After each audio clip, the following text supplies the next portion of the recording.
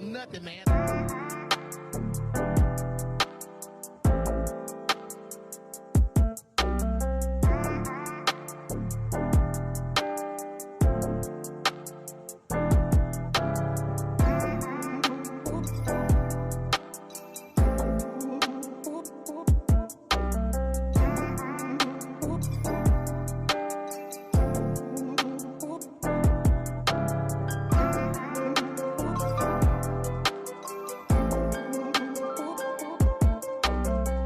With Awesome Wild TV, y'all need to get y'all butts in them seats. It's going down this season.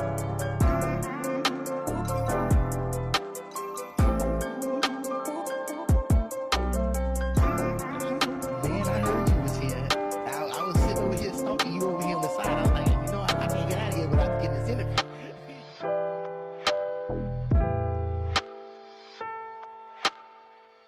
I'm Mr. Durite. Y'all need to get in there. Y'all need to get in there. Y'all better get in there. I'm telling y'all.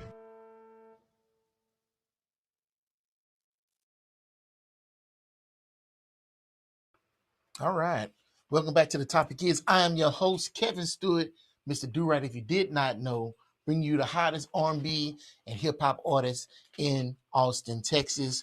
For Rhythm and Rise Live, June 27, 2026, is a 12-hour stream with 36 hip-hop and R&B artists from 2 p.m. to 2 a.m. And today, we have another artist with us for another interview. Let's just jump right into it. Today's show, we sit down with an R&B artist who fell in love with music, belting Alicia Keys in the car as a kid. Weekly talent shows, growing up, a move to Texas that turned into poems and songs, and a first studio session that lit a fire, even though the playback was rough. A duet and solo artist who makes music for the younger version of himself and for the little brothers who are his biggest fans. Please welcome to the show, KaliiFreak. Hey, thank you so much for having me. Again, this is not his first time on this soiree. This is the second time I got to interview him. Like I said in the intro, he's a solo and duet artist. And last time he was here, he was part of a duet. We're going to get them in here again. Shout out Global Chaos. Yeah. So you ready to just jump right into this? Yes, I'm ready. Oh, you sure you're ready? All right. Whatever you got for me. All right. So, what was the song you couldn't stop singing? From Alicia Keys? Yes. Okay, I cannot remember the song. I remember like the song name for this moment, but it was a video. I remember she had the purple silk sheets and stuff. I was like, moment of honesty. Someone's gotta take the way tonight. Gonna be. You know what I'm talking about? Yeah. If you ask me, I'm ready. Yes. If you ask me, I'm ready. That one was my favorite. I'm so upset with myself. I couldn't even remember the name today, but that was always my favorite. You know, it's always one of the moments where you just, you know, looking out the car and you just, you know, just feeling it. So yeah. So what was it about that particular song? And how old were you? Well, when I remember honestly singing it in the car would say I was around the age of being in a car seat, so maybe. Oh, in a car seat. Yeah, like I would say like Wow. you know sitting for a type car seat. Yeah, I know. Okay, so it's like it was one of those moments where I just heard her voice and I just like literally fell in love. Like being that young, you don't really know what they're talking about, but it's just like you feel it, and it's something about it, and it was you give me a feeling that I never like. You know what I'm saying? Like how she wrote it, how she did that. You know what I'm saying? It was Alicia Keys did her thing on that. Okay. I felt that at a young age. Ah, you said that you fell for the cadence, the delivery, and vocal strength. As a vocalist, what are what are you most proud of in your own voice now? What I am most proud of today is I'm still doing a lot of learning myself with my vocals and stuff, but um, I'm very proud of my harmonies. I'm very proud of learning how I like to stack my voice, how I like to combine notes and off keys and on keys, stuff like that, and just making it sound in unison. Lately, something that I had recently seen for research was how Brandy stacks for like 16 for a song, Mm-hmm. and just listening to that and how much it fill out a song versus if you did not have, like, if you would go with a stack of four versus with that stack of 16, it just showed how much full that was. So it was like, that's something that I would definitely want to try. So yeah, I feel like harmonies, that's definitely something that I'm really proud of. Today I feel like I'm definitely getting good with Okay. Okay. that. All right. I feel like I'm in the studio. All right. So, with the talent shows every Thursday, what did those actually teach you?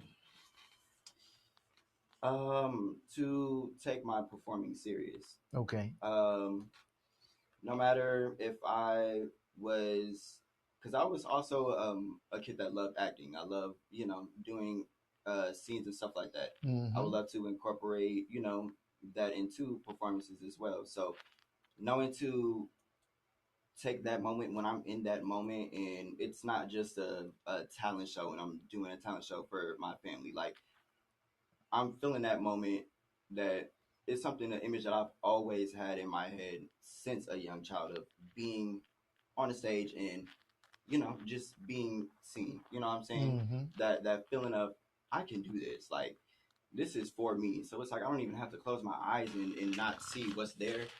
I'm in that moment, and that's what it was like during those performances or those talent shows. It was Mm-hmm. still, of course, fun moments and stuff, but I would take that as a serious performance to me. Like, this is, I have a performance later on today for Thursday after school, so let's go ahead, wrap the day up. I need to go ahead and rehearse. Let's get ready. So yeah, I took it serious. Okay. And so you bring that forward to now. And Hmm. when you get on that stage, it's just all business. It is. I remember, um, even, I know I'm bringing this up, a little bit frequently, but and I took acting classes in middle school and stuff like that. That also was a push to get into actual forefront audience, and not be nervous to perform in front of people that you don't know. Mm-hmm. So to know that I can step in that platform right there and have that same exact feeling, like, it's, you get the jitters and nervousness beforehand or whatever, but it's like you just step out there and it's just like I'm here, and you know what I'm saying? So, So it's not the same nervousness you would have doing this interview. no, I would say that would be two different nervousness. I feel like an interview, I'm giving you definitely complete word, I guess. I would say word of mouth insight into myself. Okay. With the music, it's like an interpretation into who I am. Oh, So it's like however you like to perceive the music. Music is, an open book. So it's however you would love to perceive it, how you like to relate to it. If you're just looking at that as, oh, that's me or that's him, you know what I'm saying? okay. So do you feel that you are a vessel for your song, or the song is you that you put out there? Do you mind, like, I guess, explain that a little bit? So, as the artist, do you feel like the music comes through you into this world, through you to the audience, Hmm. or that the song just starts with you and that's just you speaking with the audience? You know what I'm saying? I I don't know. would feel like I would be. I would say that I would be the best. So I would definitely say, basically, my voice would be, basically for the people from my experience. So Mm-hmm. I'm not just, kind of writing music. I'm more of a I like to write from my heart, from my mind, and from me as a person. So it's like I'm going to put experience that I feel like people would love, relate to, and stuff like that into a song. So my overall answer, I guess, would be the best one. Okay. Okay. So you write poems and short songs. Does a KaliiFreak record start as a poem, a melody, or something in the booth? Man, it's always something different. A lot of times, a thing can start with mm, a cadence coming to mind, like just randomly, even if I'm, doing something throughout my day and it just is like something that's stuck in my mind. It's just like, okay, you know what, let me write that down later on. And I hear a beat and, it just click, or sometimes it'll start with the beat. What I'm saying, I'm hearing the beat and instantly I'm just, what I'm saying? And just it's like, yeah, let me, what I'm saying? The process for me is never really the same. As long as I got some vibe lights and what I'm saying, I'm in that, I get that vibe that I'm in that mode. What I'm saying, anything can get done. It don't matter the start of the process. Oh, all right. So it starts always. It's always gonna start. Always going to start. Okay. So you said the younger you is who motivates you. Indeed. That you do this for the life he wanted. When did you realize you were making music for that kid? Um, I feel like every day is a reminder. Mm-hmm. Those moments when you're in a car and you just listening to a song, maybe that would be like a throwback. Well, my best example I would say is the song "Kiss Me Through the Phone." I felt so.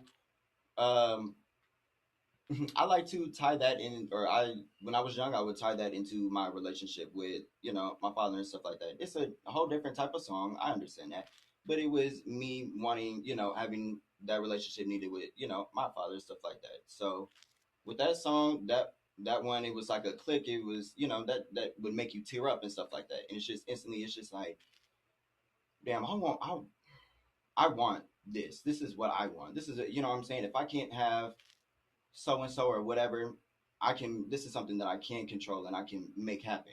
And it's like that stuff make you cry because it's like you think of those relationships and it's just like that also gets you to push yourself forward. It's like this is all I need. This can be my motivation. This right here is, what I'm saying? So that younger me that was always in a car crying or, listening to songs and I would tear up.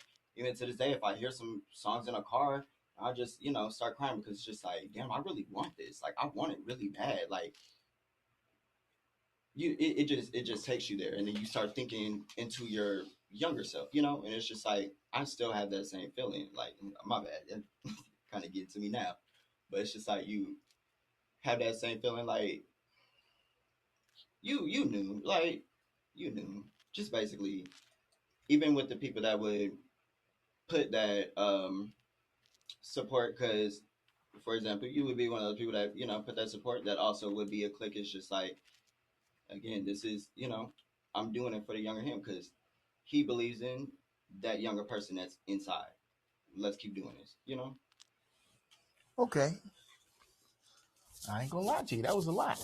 I know. I apologize. I threw out a lot. No, but I'm trying to digest it. So basically, when you write a song, it's to invoke the emotions of that younger you that would hear something and you would just feel it. And that younger you would hear that song and say, man, I can't wait until I'm up there and doing the same thing. Yes. So it's almost like you making music to reach back into the past to encourage your younger self to do what you're doing now. Yeah. Man, it's almost like a time loop. To me, it's like no matter what, as long as I'm pushing myself today and continuing to do what I'm doing, then I feel like the younger me will be proud because this is me showing to myself that we are doing it. We're putting forth effort into getting to what we want. So I would be proud in a way of keep pushing yourself, keep going. We're going somewhere. It's not going to be for no reason. So Okay, so let's define what is it that you want. Mm. What is that end goal? Overall, wanting to be heard. I want to feel like I'm heard. My messages get across. I want to feel related to. A lot of times in life, I feel like society can just make you feel like a random individual. They make you feel crazy. They make you, you know what I'm saying? Mm-hmm. Especially nowadays, with social media and all this stuff going on, influences and stuff. Pardon my language, but it's things that can make you think different about yourself, basically. And I just wanted to. I'm sorry, I kind of threw myself off. I had a point with it, but if you Yeah, do kind of get what I'm, trying to. yeah. And we were talking about the end goal. Like you just see that the end goal is being heard. Yes, basically, like knowing, letting people to know that if you're not hearing this, that you can relate to by somebody else. Somebody else also is going through what you're going through. Somebody else is feeling what you're feeling. Somebody else understand, because it's like everybody always has those moments and those things inside where it's just like nobody will ever understand. Nobody gets me. Nobody, you know what I'm saying? Mm-hmm. There is somebody that does. You might not know them. You might not ever get to know them, but from right here, you know what I'm saying? You will know that you're not alone. And I Okay. feel like that's what people need to hear more often, is that you're not alone. Okay. So we talked about the goal. What's what would let me get my words straight. What would cause your younger self to be disappointed in you then? Giving up, just simply telling myself that I can't do it. Accepting the fact of everybody always telling you to have a plan B. There's nothing wrong with having a plan B. Don't get me wrong. Be smart. If you feel like that's what you need, do what you got to do. Um, Me, I'm that type of person that I won't have no doubt in my mind in my plan A. So, it's just that that's just really what it is. Okay. Plan A all the way. All the way. Plan B iffy. If I just if that's the only time that I feel like I would honestly be disappointed, feeling like I truly give up on something that I absolutely love and care about, and that people know is true talent and artistry, and if not at least work ethic. You know what I'm Okay. saying? Um, I'm seeing even a lot nowadays, and to me, don't ever get me mistaken. Talent is very much important to me, but nowadays I am learning that work ethic will, I'm saying that stuff will take you a lot further, and then I'm saying then talent can do that. That's not doing the hard work, you know. Okay. Yeah. Yeah. So if I put my two together, because I know I'm a talented person, and I know I have that work ethic.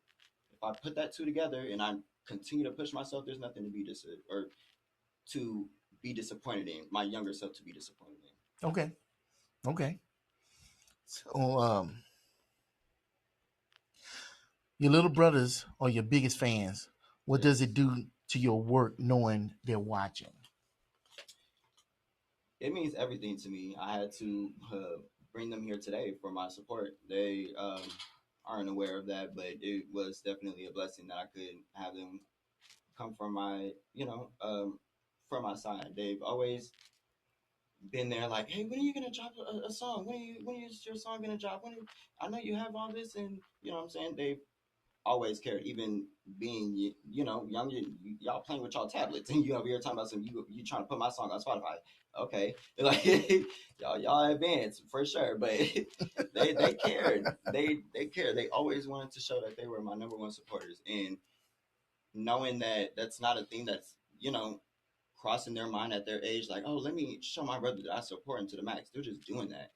Mm-hmm. That shows me that they truly believe in me, and they see something that I even might not see in myself. So it's like I gotta go hard for them too. Okay. Anybody else besides your your brothers that you feel is a big fan? My mom, of Okay. course, definitely. My mother, she's always been there for me. Always, she's taking if she's seeing that I'm not taking it as serious or something as serious as I need to, she's on that about me. Like you need to, you know what I'm saying? This is not a game. This is, if this is something that you want, put in forth that effort. And that's where it's like that mindset of that work ethic comes in as well. She's always been my push for motivation too. Like, of course, she does what a mother is supposed to do, but I feel like she just goes Tom Cent for me. Of course, for my mom, she always goes Tom Cent for me. Okay, yeah, she does. um, you moved to Texas, and that's when the writing started. What was it about that changed, that opening it up? Huh? What was it about that change that opened it up? Meaning, like going from writing, Like um, like coming to Texas, then you started writing a lot. What was about that transition from California to Texas that well, in California, I was in LA, I was an angry kid. I didn't know how to deal with my emotions, so I guess I would say the true start of putting pen to paper would be my counselor or whatever telling me to, you know, just write down your emotions because you don't know how to speak about it. So, you know, write it down. Maybe that will make you feel better. I brought that journal from LA to Texas, and that like I hadn't written in it since then. Like I you know, I left it alone, but I would go up in there and I would look at it and I'm just like, you know, some of these is like kind of be put together for poems. This is like it's like okay, wait, and then it started with really when I got up in that kitchen and I started banging on that. Sick so of you, yeah, so sick of you, and yeah.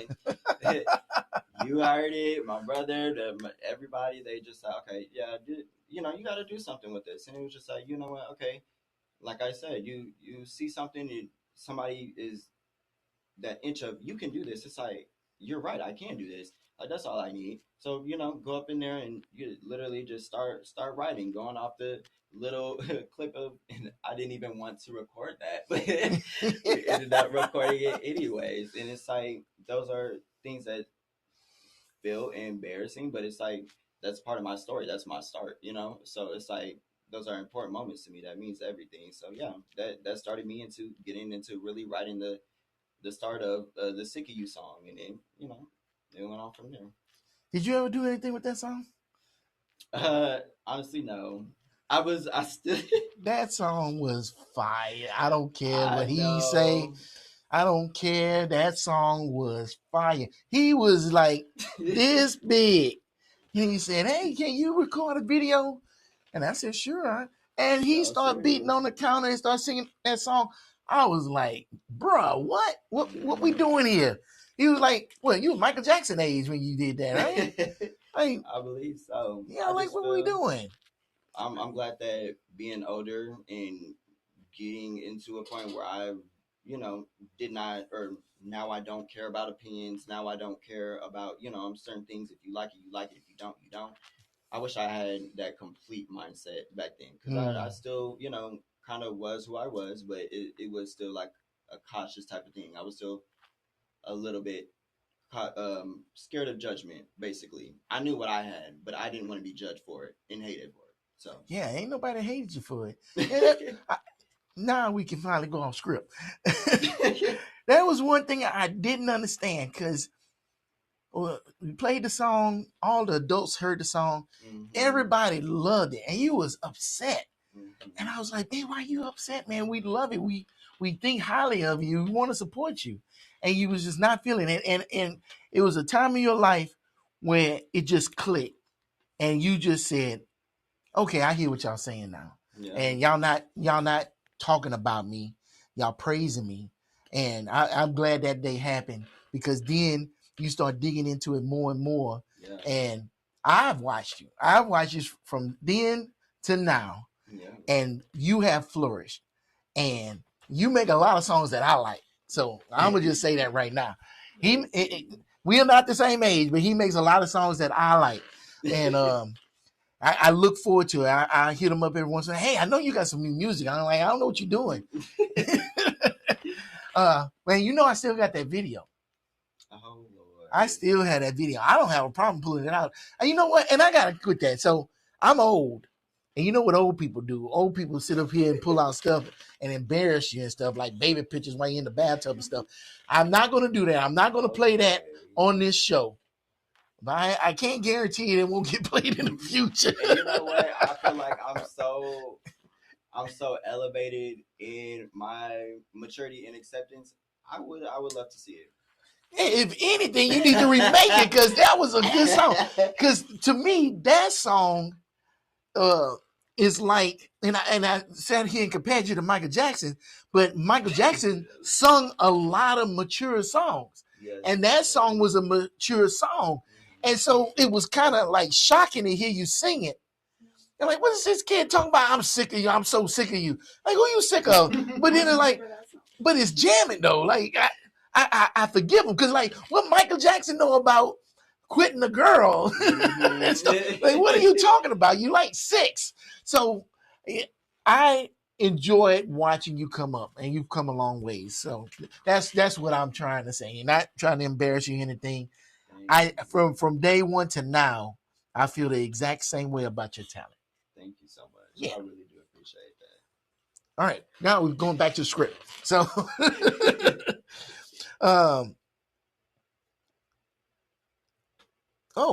this goes back to what you said earlier. You said you always wanted to feel heard for your stories. Do you feel heard now? I definitely feel like I'm getting somewhere. People that I don't know, they're here. They're definitely hearing my song, and they tell me what they like. When I know that you're truly taking a listen, and you know what I'm saying, is when you can give me at least I don't need a lyric or whatever.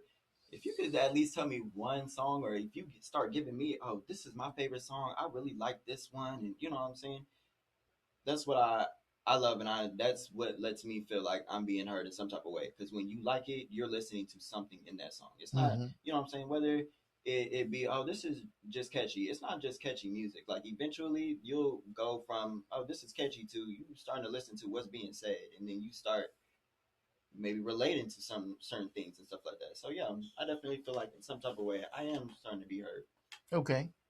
Now I gotta push back a little bit though on this one. What are you trying to say? What am I trying to say? In your music, what is it that you're trying to say and trying to be heard? Life is an experience, and there shouldn't be nothing that you should be afraid of to tell your story, to tell your part. Like, life can either be boring or life can be fun. It's what you make it, and you know what I'm saying. There's also, um, I would say, basically like books. You have your, you know, your nonfiction. You have your fiction. You have things that will basically interest you. You have things that will be stories that will be exaggerated, and then it's just like, oh, well, I like this story for the exaggeration. I like the story for it being extremely real. Like it's, you know what I'm saying. Um, that's it. That's my main point. I'm sorry. I be having, when I start going on my little tangents and stuff, I be forgetting about, you know, what the question was. So if you don't mind, No, it was just, well, what are you saying in your music that you try to be heard? Right. Yeah. That that you know, life's a fun. You know, you can have, like, basically there's experiences of life. You can either tell your story exaggerated. You can tell your story truthful. People basically are there to just relate. You know what I'm saying? It's like we all have stories to tell. We all have something to tell. Whether it be you have, you know, you want to dig down or dig deep down in your bag, and you want to start, you know, telling your, you know, past that you really probably shouldn't be saying, but you want to lay that out on the line, and you know, that's your way of, you know, putting that out. You put that in your music, you sugarcoat whatever you need to do, you know what I'm saying, but that's you putting your thing out. People gonna get what they get, you know what I'm saying, or, you know, it's just, I feel that it's mainly about getting, really, my main thing is just really getting experiences known. Honestly, it's just like, yeah, you know, I've been through things you probably haven't been through or wouldn't know. Like, even for example, one of my favorite artists, Mary J. Blige, she tells her life experiences very well. That's pain, that's soul in that music. That's something that people drag themselves to hear. You know what I'm saying? So I feel like with her, it would basically be the same thing. She's, you know, it's her life, it's her experiences, and she just wants to express, to the world. We all have an experience. This is just mine. Okay. Okay. And most of the stuff you sing about is your experience? Yes.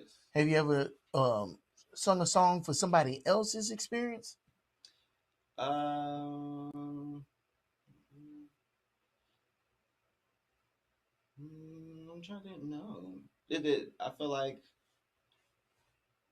for me it's easier to write from my own because it just like straight comes off the dome, and Right. then that's when it's and don't get me wrong, it's not like I can't write music if I, what I'm saying, I'm a songwriter, so if I needed to write song for somebody else, that would be a different story. But basically writing off of somebody else's experience, no, not to my knowledge today. I don't know. Okay. Oh, fair enough. I don't think most artists do. I guess I was just thinking like if you was writing on a subject, Mm-hmm. or not saying that's what you do, but like first thing that popped in my mind is like a jingle writer. Mm. It's like do you have to be a cat owner to write a song about cat food? Probably not. I don't Yeah. think so. Yeah. See, so You I just probably need to do some research. Once you do some research, you get some done. yeah, and I think that's what it boiled down to. So let's say you was doing a story about not a story, a song about uh, uh I don't know. Now I put my own self on the spot. I don't know. I don't know. I guess I don't have any more to say about that. I guess we just move on. Let's just say, I guess I would most likely do my research and be prepared for it. Yeah, I guess that's pretty much the answer. So what is the truth about your journey that fans wouldn't expect? And fans wouldn't expect.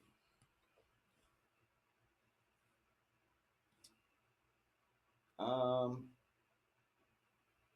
a lot of my music is about relationship songs.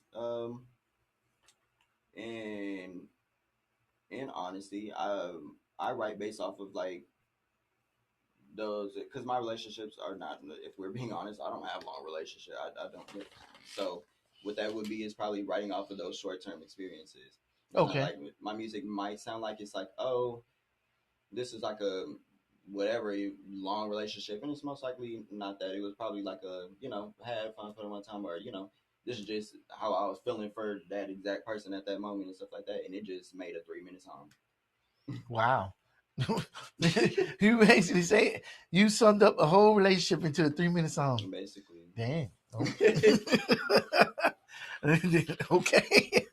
But then again, I guess most songs are summing up a relationship in a 3 minute song. Mm-hmm. The best, the worst, in between that period of time that song is playing is basically talking about a whole relationship. Yeah. That's crazy. Just thinking about it like that. I never thought about that until you just said it. And Like, every short one, just a different experience for every person. yeah. That's what I was saying. That's all them different songs, writing experience. Yeah, you know the song that comes. I don't know the name of the song, but I think the lyric is I'm busting the windows out your car. By Jasmine. And so you like, well, damn, she's talking about a relationship in this 3 minute song, Right. and it don't sound like it was very good. Right. But then again, let me throw this out there to you. So this 3 minute song, and let's say you pick the hardship of the song to talk about. Do you make another song later talking about the good sides of it? Because with everything, you got a good and a bad. Right. It all depends. It's really honestly how I'm feeling in that moment. Like, I would like to say that I'm more of like hmm, how to say? I like to technically my favorite type of music to do is like tapping into my heart and stuff like Mm-hmm. that. So it's like I'm not gonna lie, I love me heartbreak music. I love me, what I'm saying, like songs like that. I love like happy love songs and stuff like that, but it's most likely not really my go to. It's not a hard thing, like I can't do it. Probably later on if I'm feeling like, oh, it's love everywhere, and what I'm saying, maybe I'll, let me write about that happy moment and stuff. But a lot of times it's just like oh, I'm just in the field. I want to, get something off my chest. Like, and this is probably something I've been holding to myself, not knowing that, it's dragging my energy down, and it's just something I need to get off. So a lot of times it's the you know, for to help. My Oh, apologies. no, nothing wrong. Interesting. So basically, the answer is no. I ain't gonna go back and make no rebuttals. That I'm just gonna focus on this. And really, truthfully, I'm not mad at you because Oh we'll keep it God. real. Those breakup songs do way better than I'm in love song Mm-hmm. because everybody has a breakup and everybody's feeling bad and you want to be lifted up, and to hear somebody else going through the same crap you just went through helps Mm-hmm. to make you feel better. But when you listen to that that lovey dovey song and you just went through a breakup, that just makes you madder. Like I'm not. If I just went through a breakup, I'm. A lot of people would do it, but I'm not putting on no "Love" by Keisha Cole. Like that, I would cut that on when I'm happy and in that love vibe. Like I can't do that for a breakup. That one's already too sad for me. Like that, and I would just consider that one to be my little lovey dovey song. Like that's the lovey dovey we would, get with that. You probably go with the Keisha Cole song "I Should Have Cheated." That sounds more. I am a Leo, so definitely gives more the vibe. Oh man, this is all right. All right. So, what would make you feel like you made it personally, not publicly? What would make me feel like I made it? Um, Well, let me ask that question differently. This is how I like to really ask that question. What does success look like to you? Success. Honestly, being well, for one, it would always be a dream of mine would be to own my masters in my music and stuff. Okay. So that would look like a complete success to me. Is overall owning my masters. Do you Um, not own them now? no, Oh, okay. so that is a process that I do want to work on. I also want to go to school to get my degree for that. So get a degree for the masters and stuff. Would you like your business in music? Yes, yes, Okay, gotcha. yes. There's it's still a lot of stuff that I, would need to learn and stuff. I'm just starting, so that would for sure knowing that overall complete known well in the business aspect as well. Hmm. That would be successful to me. If I'm truly being honest, like but big stage performances, like if I do big stage performances, that's also another sign of success. Being um told even to today what I would consider my small successes, what we were talking about earlier. People acknowledging the fact that they know my music, or Hmm. saying that they've heard my songs and things that they do like about that. That's what I would also consider success to me today. So being further, like even having my own studio, my own home studio. What I'm saying? Being able to do my own thing with that would also be success to me. It's so much that would be success. Of course, people are going to think the basics of the money, and then basically the audience. I will call them audience. I don't like to consider people fans for real. So it's just like that. But people be going for the money, the fans. That's what they would consider the success. I feel like that is a plus. What I'm saying? It's just like I feel like that's a plus. But the inside of becoming bigger in my on my work, how I can do my work. What I'm saying? Financially provide for my work, even. What I'm saying? And what I'm saying? Just being bigger in that in the with the music and stuff, getting better with my performances, being able to do choreo and all that stuff because I'm a dancer. Of course, I'm gonna do that now today and stuff. But teams and all this stuff, having what I'm saying, people on with me, that's success to me. Okay. All right. So we got you locked into Rhythm and Rise Live on the 27th, so next month. What should viewers feel the moment you take the stage? What do you mean by that? Do you mind? Like when you get up on that stage and we got those cameras rolling, because Mm-hmm. it's a difference. We're going live in Austin. We can have the audience right there in the building. Right. But what we're trying to do is build a stage so Austin talent can have an audience of the world. So when the world watches you, Mm-hmm. what should they be feeling? They should be feeling emotion. They should be feeling the beats. They should be feeling the vocals. Um, they should be feeling like they are live there, present at that performance. I want them to feel like you're living in the screen, um, here with me in that moment. I wanted to basically give something special. I feel like this is a special event, and so I feel like my performance will definitely be a key to that. Okay. All right. So where can people find you to start listening to your music now so they can get ready for June 27th? You can find me, my solo artist page, on Apple Music, Spotify, all streaming platforms, honestly. You'll look me up, Kali with 2 I's, free, and do not forget it. So, Last question, and I'm glad you said that. Why the name KaliiFreak? It's actually really it's something funny. I could not. Me and my best friend, we like the one I do music with. We could not figure out a name for me for like the depth of it. Like we be playing game, freestyling. And just listening to music. And then we were just. I remember we're playing Sims and we're in my brother's room, and then we had a beat start playing, and then I just was like, it was a Crush on You, the Lil Kim and Victorious. Mm-hmm. It was a sample, and it was like, I was like, they call me KaliiFreak, freaking in the sheets, and that's just really how it started. And we was just like, oh, I really like that KaliiFreak stuff because I've always been heavy on never forget that I'm from Cali, no matter what. I'm from LA. That's very much hard on. I stamped that for me.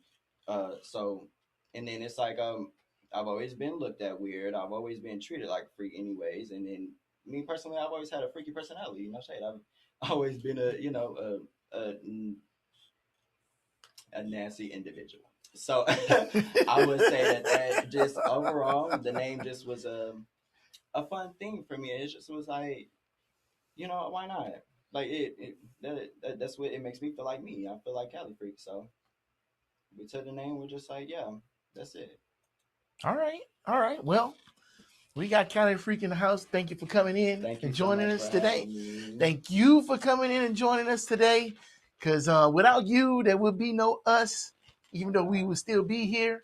But if we can get you here June 27th, 2026, Rhythm and Rise Live, 36 artists performing live for you right in your comfort of your own home, 12-hour stream. And all we need is your eyeballs. And it's absolutely free. So come and join us. KaliiFreak will be there. He's going to be on stage. I'll be there. I'll be your host. Hopefully you'll be there too. Because there's a million videos out there that y'all could be watching. Y'all chose to watch this one. We appreciate you. And until next time, peace. See you June 27th.